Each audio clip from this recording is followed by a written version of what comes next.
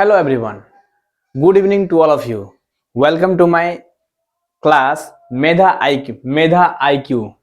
So we were learning present tense, and in present tense we have learned four types of sentences.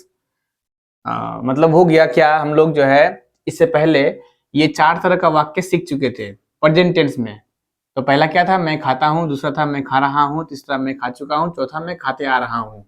जिन बच्चों का ये चारों translation practice हो गया है लिख के बोल के, वो बच्चे अब ये चारों वाक्य को एक साथ प्रैक्टिस करेंगे। किस तरह से? जैसे अब वर्ब ले लेंगे खाना, तो मैं खाता हूँ, आई ईट, मैं खा रहा हूँ, आई एम ईटिंग, मैं खा चुका हूँ, आई हैव ईटन, मैं खाते आ रहा हूँ, आई हैव बीन ईटिंग।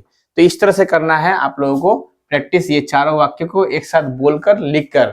और हम बोले थे कि जितना आप लोग लिख रहे हैं उससे कई गुना अधिक आप लोगों को बोल के प्रैक्टिस करना है। तो चलिए, अब ये तो कंप्लीट हो गया, इसको आप लोग प्रैक्टिस करते रहिए। अब हम लोग आगे सीखते हैं। आगे सीखने से पहले आप लोग को बता दे कि हम जब पढ़ा रहे थे तो उसमें बताए थे कि टेंस में 12 तरह का, कुल 12 तरह का वाक्य होता है। 12 प्रकार का, माने 12 टेंस का प्रकार 12 नहीं है, लेकिन टेंस में हम लोग 12 तरह का वाक्य को सीखते हैं। तो ये 12 तरह का वाक्य हम लोग जो भी बातचीत करते हैं उनमें से लगभग समझ लीजिए आधा से अधिक जो है वाक्य टेंस से ही संबंध आता है। इसलिए मैंने कहा था कि अगर 12 तरह का वाक्य को ठीक से लिख के बोल के अगर झाड़ झाड़ कर प्रैक्टिस कर लेते हैं तो इंग्लिश सीखना आसान हो जाएगा। तो चलिए, आज हम लोग आगे ये 4 वाक्य के बाद जो आगे आता है उसको हम लोग सीखते हैं। तो है में ये 4 वाक्य होता है, फिर था में भी 4 वाक्य ही होगा। तो एक दिन में एक वाक्य सीखेंगे। इसलिए एक वाक्य सीखेंगे क्योंकि रोज जो हम लोग को प्रैक्टिस करना है अच्छा से बोल के लिख के, तो टाइम तो लगेगा। तो एक दिन में एक ठो करेंगे तो एक ठो अच्छा से होगा। जब एक ठो हो जाएगा फिर दूसरा ठो करेंगे, फिर दूसरा हो जाएगा तीसरा करेंगे। इस तरह से धीरे धीरे करेंगे तो अच्छा हम लोग सीख लेंगे। तो आज जो है दूसरा हम लोग सीखेंगे पास्ट टेंस। जो भी हम लोग है में बोलते हैं उसको था में भी बोलते हैं, इसलिए पास्ट टेंस।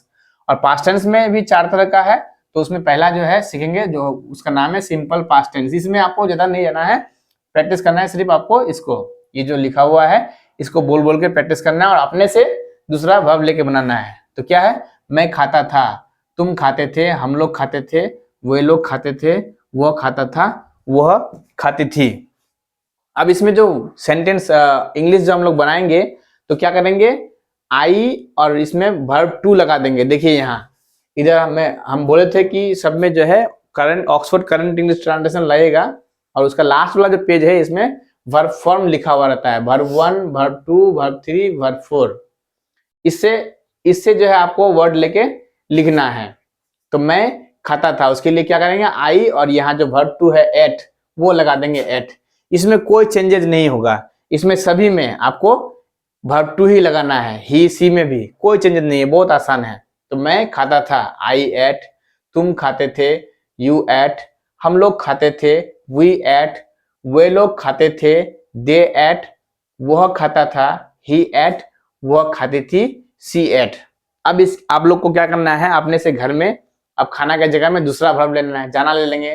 तो बोलेंगे, लिखेंगे, मैं जाता था, तुम जाते थे, हम लोग जाते थे, वे लोग जाते थे, वह जाता था, वो जाती थी। इंग्लिश क्या होगा, मैं जाता था, आई वेंट, तुम जाते थे, यू वेंट, हम लोग जाते थे, वी वेंट, वे लोग जाते थे, दे वेंट, वह जाता था, ही वेंट, वो जाती थी, सी वेंट। इस तरह से आप लोग को लिख लिख के बोल बोल के प्रैक्टिस करना है। हर रोज जो है आप एक टारगेट बना लीजिए कि हमको कम से कम 150 वाक्य लिखना है। ये जो लिख रहे हैं ना, ये 1 2 3 4 5 6 वाक्य हुआ। आपको जो घर में लिखना है कम से कम 150 वाक्य रोज लिखना है। अगर आप 150 वाक्य एक दिन में लिख रहे हैं तो 10 दिन में कितना होता है, 10 दिन में 1500 हो जाएगा। नहीं, 10 दिन में हो जाएगा, हाँ 1500 हो जाएगा। तो उस तरह से आप महीना में जोड़ लीजिए कितना वाक्य हो जाता है।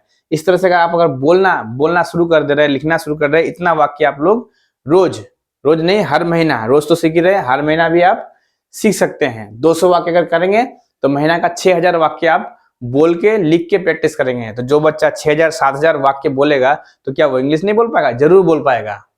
तो आप लोगों को अगर अच्छा से समझ में आ रहा है तो कमेंट में टाइप कीजिए कि हाँ सर समझ में आ रहा है। अगर नहीं आ रहा है तो बोलिए नहीं आ रहा है। कोई अगर कमी दिख रहा है आप लोगों को तो बिल्कुल जो है हमको कमेंट बॉक्स में बताइए, शेयर कीजिए, हम देखेंगे फिर उसको और सुधारेंगे। तो इस तरह से इंग्लिश क्लास में जुड़े जुड़े रहिए और इंग्लिश जो है बोलने का तरीका, लिखने का तरीका सीखते रहिए। धन्यवाद।